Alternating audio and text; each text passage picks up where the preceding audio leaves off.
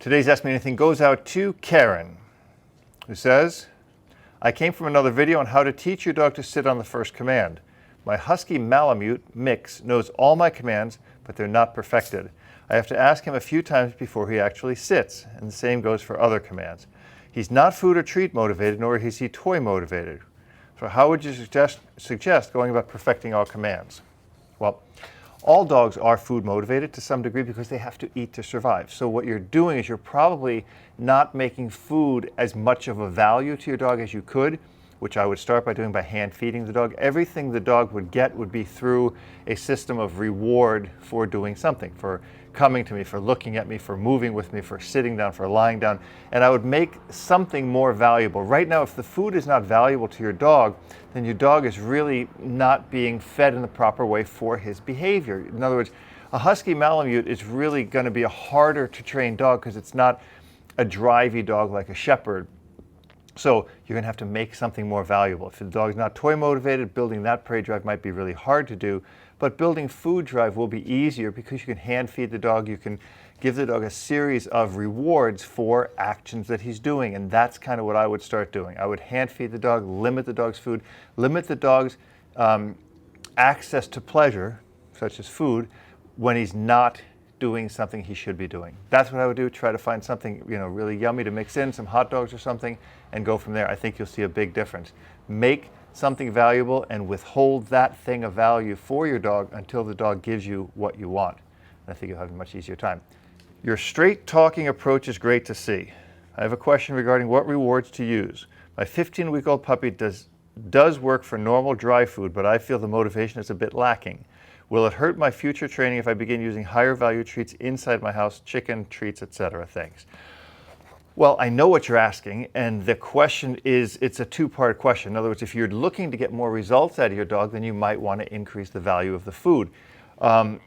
Increasing the value inside of your house will hurt you because you're not going to have anything to step up to if you have more distractions. So I wouldn't really increase the value too much until you need it more. If the dog's working fine for kibble, stay on that and then increase the value as you need it when you get to a place that has more distractions, where you're going to need to up the corrections, and therefore you're going to want to up the value of the rewards as well. So it's a great question.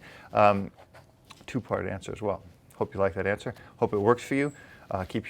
Keep training your dog because it's a really great thing to do, and I'm happy to see somebody with their 15-week-old puppies asking these questions. It's a great question.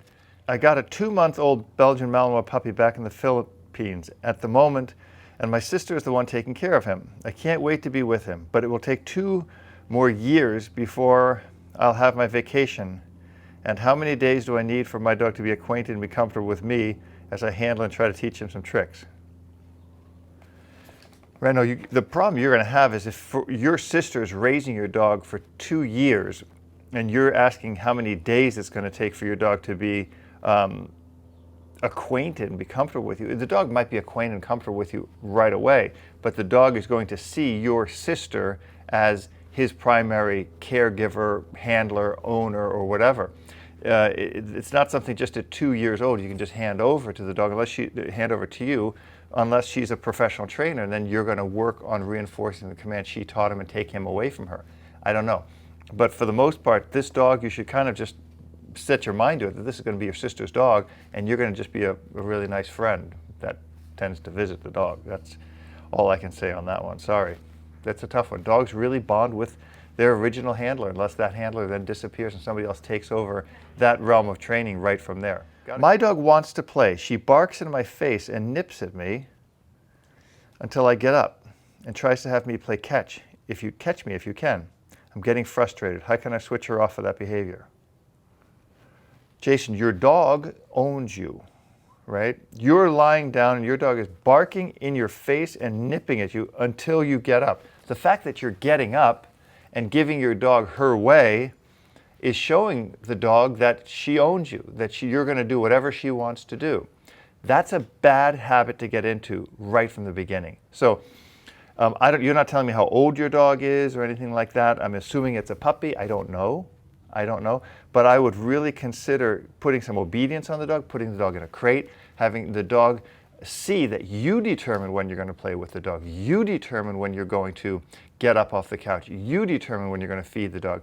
But if the dog determines this and can kind of steer you around as much as she wants whenever you want, you're setting a really bad precedent for this dog and the relationship between you and this dog. And that's something that's going to be dangerous. It's not going to help the dog at all. It's not going to help the dog develop into a balanced dog. It's not going to have you have a solid relationship with her.